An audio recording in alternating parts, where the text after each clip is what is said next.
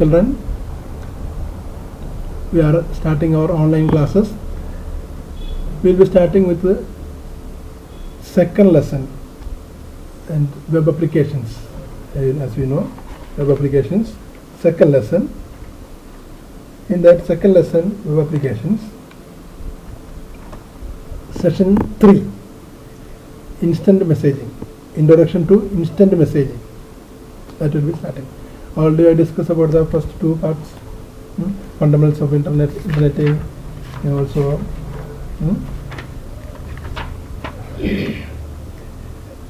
fundamentals of this working and with the accessibility options. All this we have already discussed. Now we are starting with the introduction to instant messaging, chapter 2, session 3. You take the textbook, page number 62. Okay, page number 62. Introduction to instant messaging. Instant messaging refers to the real-time text-based communication between people over the internet using internet messaging software. In case of instant messaging, a text message instantly appears on the screen of the receiver as soon as it is sent by the sender, hence the name. Instantly, so that means as soon as you are giving the message, you will get the reply. If the other end, your person, your contact list, maybe friend or relative are also sitting, they are online. So I think all are using that chatting facilities, all are using or maybe knowing. And also we will discuss how it works, what are the different types of messaging, how it is securely accessed. All this we will learn in this session. Okay. Before, the instant messaging was used to as a mode of chatting with friends. Nowadays, it a message, that means instant messaging, and IM, we will call IM as an integrated tool for communication in business organizations, education institutions, social networking. Or with instant messaging, people can share digital data, they can send data, video or audio, and then engage with multiple users also. Instant messaging refers to the real-time text-based communication between people over the internet using instant messaging software. You are using that with a software. You need a download in your computer or mobile. You should have a software. It was, as we discussed, it was between two people chatting with between two friends. Now it is a tool for business purpose. Also, in different ways we are using that. Okay, different ways, business purpose, education, social networking, different ways they are using.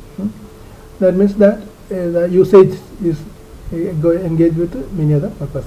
Also, you can share the data in the form of text, video, audio, etc. And you can instantly engage with multiple users. You can have chatting or conferencing with different people. And different types of instant messaging softwares are used. Google Hangouts, Jabber, ADM, Yahoo Messenger, Spark, Skype. So many are very common.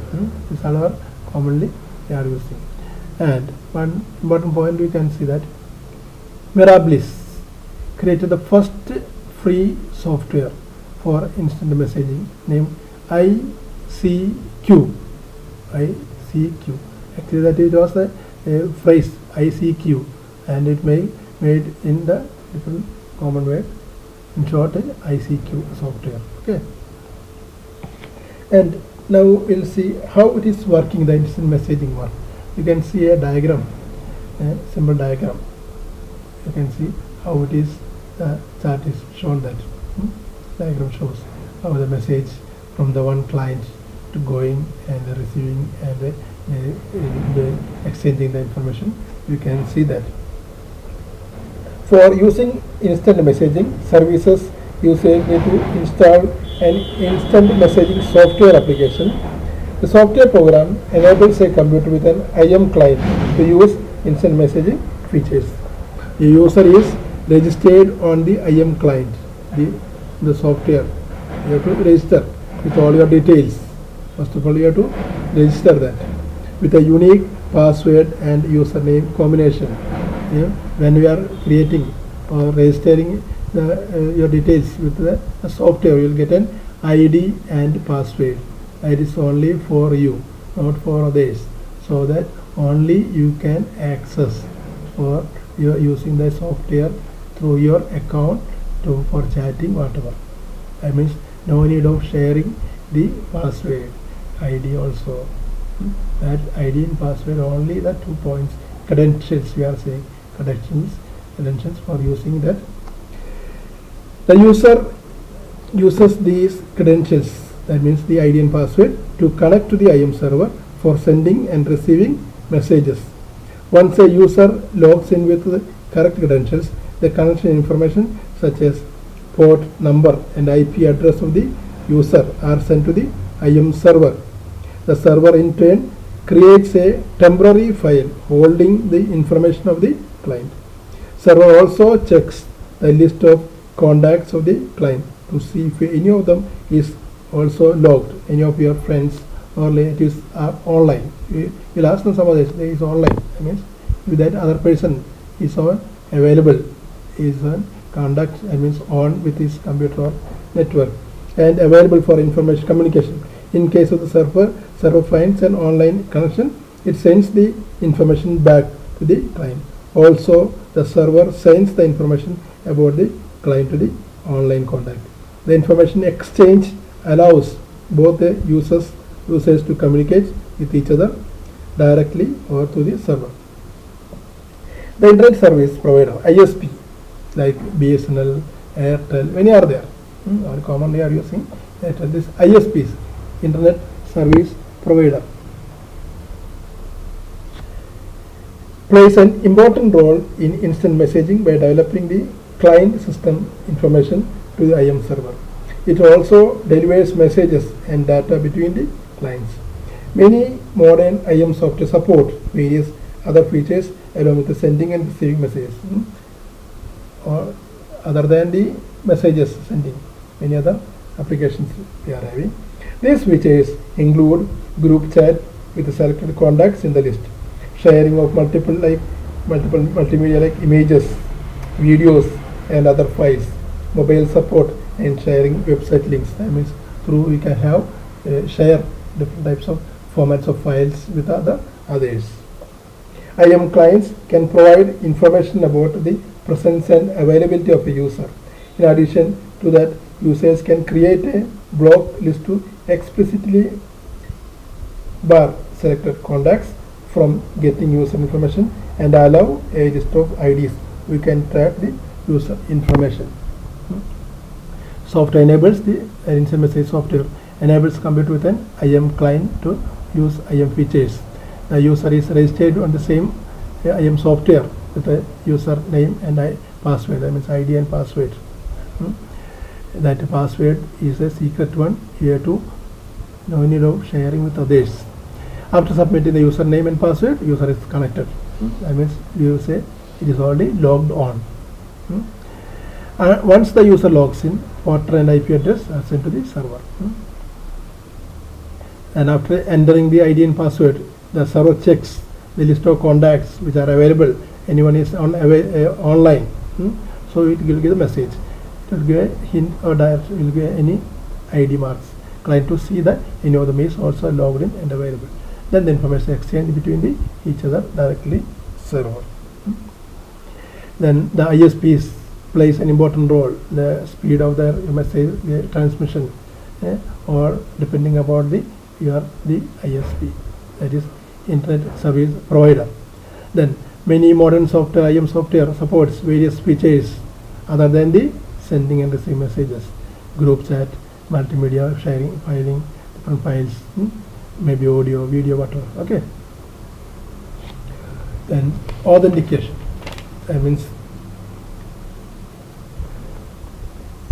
they want to know, the server want to know, that means the right person is logged in for security purposes. Otherwise unnecessary or unauthorized users can access if they know that your ID and password. So for security concerns. Some security concerns are associated with the IM systems. To ensure security, IM system follow strict authentication. Authentication refers to the process of confirming and verifying the claimed identity of a user requesting connection to the IM system. That means as long as you are entering the ID and password, it checks that and verify that the right person is logging in. Authentication serves as a security mechanism to provide authorized access to the system. Furthermore, users are granted appropriate permission for using specific IM system concerns. This ensures that secure user information remains confidential. Sometimes you might have seen that if you are making any mistakes while entering the password, it shows incorrect password. That means incorrect password means you don't know your password, or you entered the wrong password, or otherwise someone other than the right person trying to log in.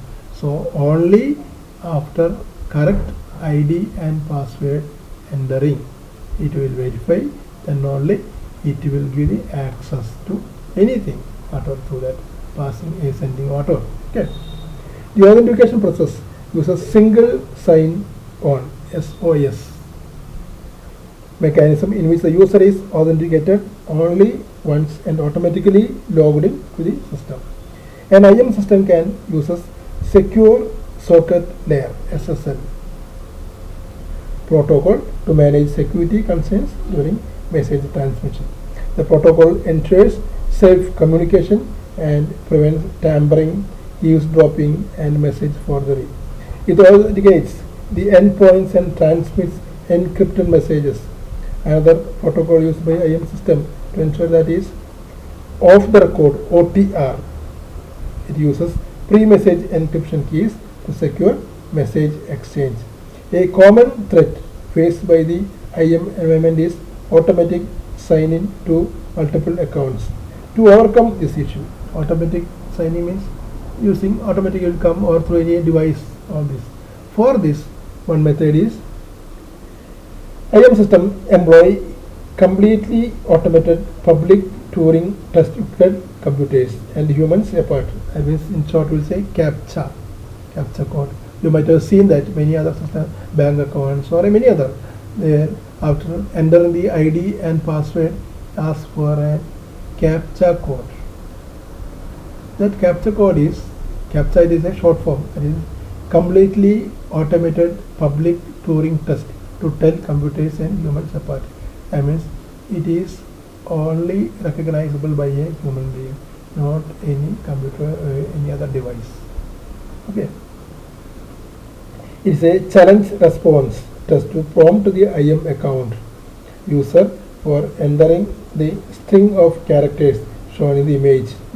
The software will show a string of characters including characters, letters and some numbers, and that is only recognized by any human being, not read by any computer or any device.